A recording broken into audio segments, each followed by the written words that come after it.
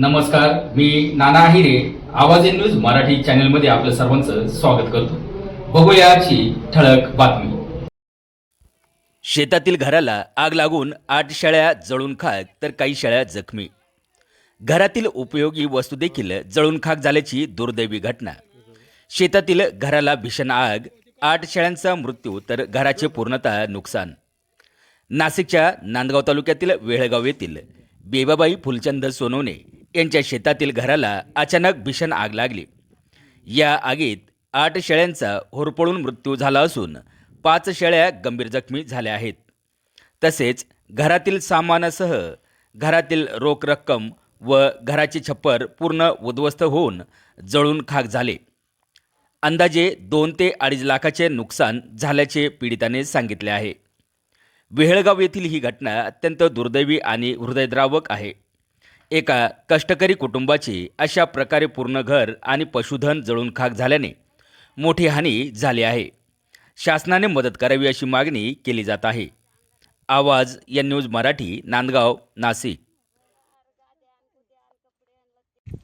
माझं नातू पांगस्ता आहे. पांगस्ता चालता येत नाही तर कसं तरी खुरपडून पळाला, चेटलं तर मग कसं काय झालं आणि काय. मी मसुबाच्या लवणाला धुयाला गेलती, पण मग मलाच माहिती नाही काय केलं आणि का कोण काय केलं ते बी नाही माहिती, का कसं झालं ते बी नाही माहिती. झाप चटाला खाली बसून गेलं.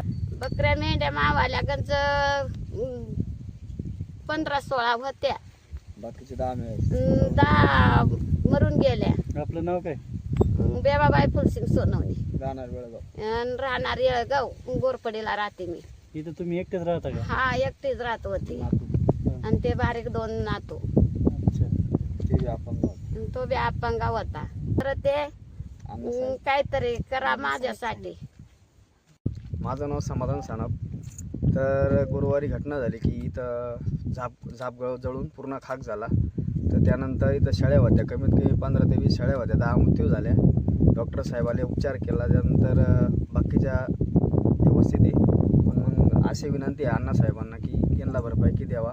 त्यात आमच्या बी शेळ्या होत्या 5-6. तरी नुकसान 10 ते 15 शेळ्या होत्या, त्या मृत्युमुखी पडल्या.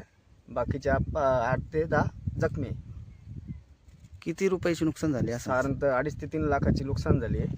तर अण्णासाहेबाला एवढी विनंती आहे की यांना थोडं गरिबाला हातभार करावा.